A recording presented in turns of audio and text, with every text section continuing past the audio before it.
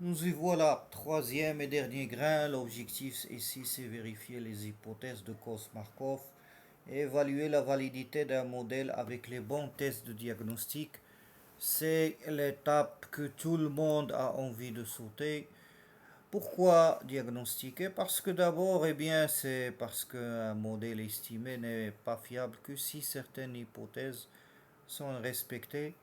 Et le diagnostic, il vérifie deux choses, la quantité de l'ajustement et la validité des conditions qui garantissent des estimations non biaisées.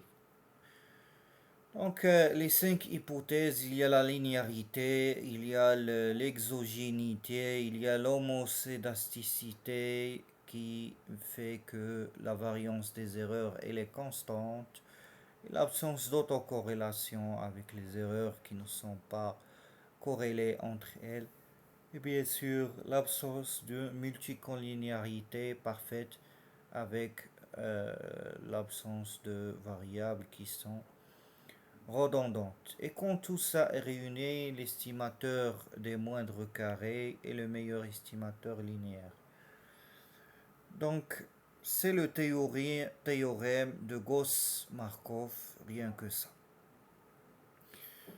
Euh, Quand on passe au test, il y a le R au carré, R ajusté qui garantit la qualité globale d'ajustement.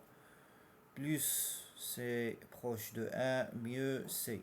Et le R au carré ajusté, il pénalise les variables qui sont inutiles.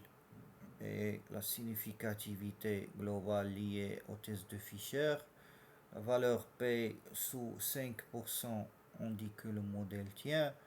Le test student également de la significativité individuelle. L'hétéroscédasticité elle est calculée par Bosch, Pagan, White.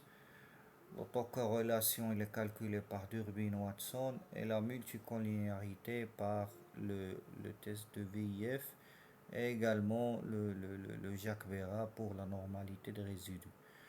Donc, comme une grille d'autodiagnostic, on dit que on se pose les questions suivantes à travers le test F. Est-ce que le modèle il est globalement significatif? Est-ce que les variables clés sont-elles significatives? Est-ce que le R au carré ajusté est-il satisfaisant pour le domaine? Est-ce que les résidus sont-ils sains? Pas de multicollinéarité qui est problématique. Et là, il faut se réserver euh, un seul nom, par exemple, dans le dernier point, n'invalide pas forcément le modèle, mais elle impose une correction. Le cas concret qui est un modèle qui affiche un F significatif, un R au carré ajusté qui est bien, mais le VIF où il y a une forte multicollinéarité entre x3 et x4, dans ce cas, notre décision, c'est de réserver l'interprétation et corriger, ajuster avant d'effectuer la conclusion générale. Donc, dans ce cas, l'hétéroscédasticité, elle est liée à des écarts type robuste, à la multicollinéarité.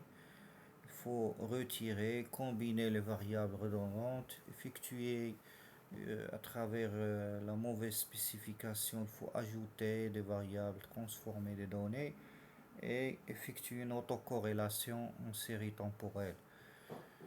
Donc on résume une dernière fois, la validité se juge sur l'ajustement et sur le respect des hypothèses. Le F c'est toujours pour le modèle global, le T pour chaque variable et l'hétéroscédasticité, l'autocorrélation, etc. Ils ont chacun un test spécifique et une correction dédiée. Voilà, parcours il est complet, 3 grains. C'est fini, le QCM du grain 3 vous attend, la fiche PDF, elle résume tout. Bravo, vous savez plus ou moins faire parler vos données avec la méthode en question.